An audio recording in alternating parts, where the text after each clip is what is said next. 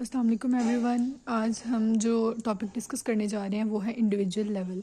अब हमने पीछे जो टॉपिक्स हैं वो स्मॉलर ऑर्गेनाइजेशन को देखा है, स्मॉलर लेवल्स को देखा है। अब जो है वो हम देखेंगे इंडिविजुअल लेवल को, जो कि बना है डिफरेंट ऑर्गन्स के मिलने से और डिफरेंट ऑर्गन सिस्टम्स के मिलने से। अब जैसे एक ही स्पीशी के जो एनिमल्स होते हैं असूलन तो उनको सेम होना चाहिए, लेकिन वो डिफरेंट होते हैं एक दूसरे से। किस बेस पे? On the basis of characteristics. सबके करेक्टरिस्टिक डिफरेंट होते हैं, इसलिए वो लोग सेम नहीं होते। अब हम पहले देख लेंगे कि एनिमल्स में ये कैसे इंडिविजुअल लेवल जो है वो वर्क करता है।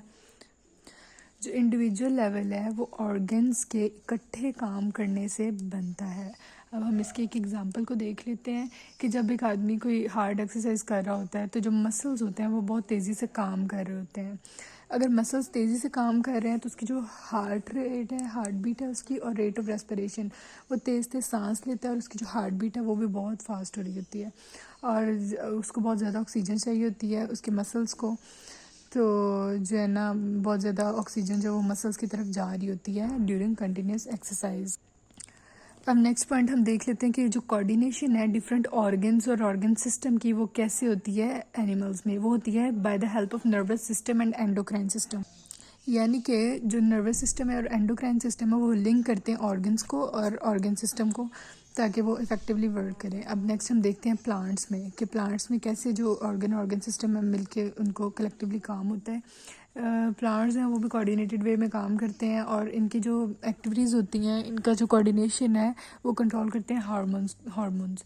ह्यूमंस में और एनिमल्स में जो है वो नर्वस सिस्टम और एंडोक्राइन सिस्टम कंट्रोल करता है कोऑर्डिनेशन को, और प्लांट्स में जो वो डिफरेंट हार्मोन्स कंट्रोल करते हैं। अब नेक्स्ट जो हमारे पास पॉइंट है, नेक्स्ट जो हमारे पास बायोलॉजिकल लेवल है वो है पॉपुलेशन लेवल।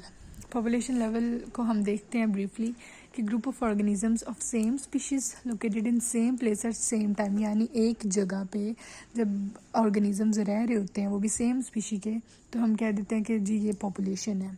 पॉपुलेशन ऐसे ग्रुप को कहते हैं जो कि सेम इंडिविजुअल्स होते हैं, सेम जगह पे रह रहे होते हैं, सेम टाइम पे। नेक्स्ट हमने इसकी एग्जांपल देखनी है। एग्जांपल जो है वो बहुत सिंपल से इसकी एग्जांपल्स है। जैसे पहली एग्जांपल हमारे पास है कि number of rats in field of rice.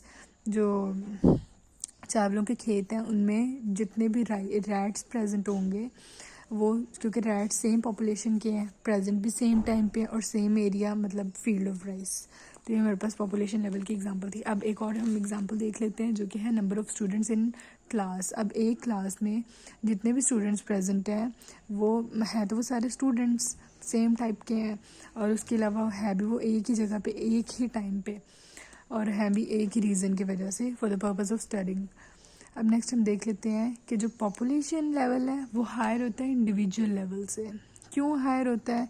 क्योंकि जो पॉपुलेशन है उसके अंदर बहुत सारे ऑर्गेनिजम्स सेम स्पीशी के इकट्ठे रह रहे होते हैं एक ही टाइम पे, लेकिन जो इंडिविजुअल लेवल है उसके अंदर सिर्फ एक इंडिविजुअल इन्वॉल्व होता है, सिर्फ एक ऑर्गेनिज्म इन्वॉल्व होता है। अब नेक्स्ट हम देख लेते हैं कि पॉपुलेशन के हमें क्या बेनिफिट होता है, पॉपुलेशन से हम क्या क्या चीज़ें जो फर्दर स्टडी करते हैं।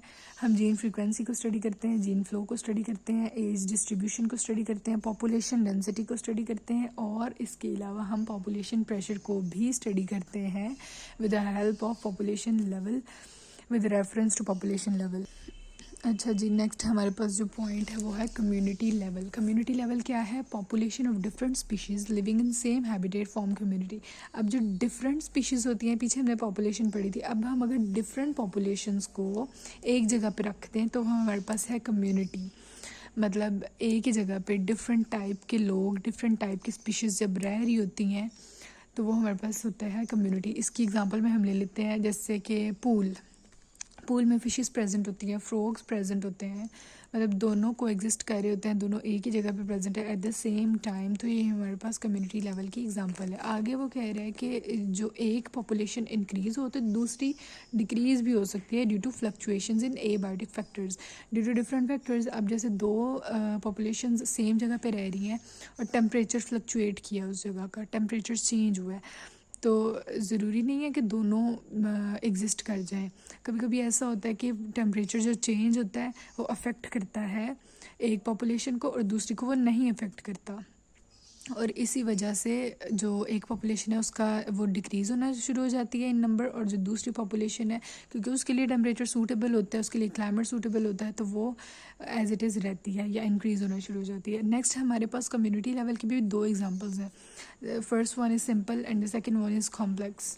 सिंपल में क्या है कि जो माइनर चेंज होता है ना, उसकी वजह से स्फीयर और लॉन्ग लास्टिंग इफ़ेक्ट्स होते हैं। अब जैसे कि एक सिंपल कम्युनिटी है जहाँ बहुत सिंपल ऑर्गेनिजम्स रह रहे हैं और कोई ड्रास्टिक चेंज आया है, या जैसे कोई बहुत तेज़ हवा चली है, जैसे हम कहते हैं इंसेक्ट्स की कम्युनिटीज़ में कोई हवा बहुत ज़्यादा तेज़ चली है, तूफ़ान आ गया है, कहने को तो बहुत छोटा सा चेंज है लेकिन उसके स्वीयर और ड्रास्टिक इफ़ेक्ट्स होंगे, पूरी कम्युनिटी को वो तबाह कर देगा। अब नेक्स्ट हमने कॉम्प्लेक्स में देखना है कि इसमें क्या है। इसमें यह है कि कोई भी चेंज होता है तो वो स्लो होता है, ग्रेजुअल होता है, लेकिन इफ़ेक्ट्स उसके लॉन्ग टर्म होते हैं। इसमें आ जाता है जी ऐसी चीज़ें जैसे कि आई गेस इसमें ग्रीन हाउस इफ़ेक्ट और ग्लोबल वार्मिंग वगैरह आ जाएगा। इनके इफ़ेक्ट स्लो हैं, ग्रेजुअल हैं, लेकिन लॉन्ग टर्म है।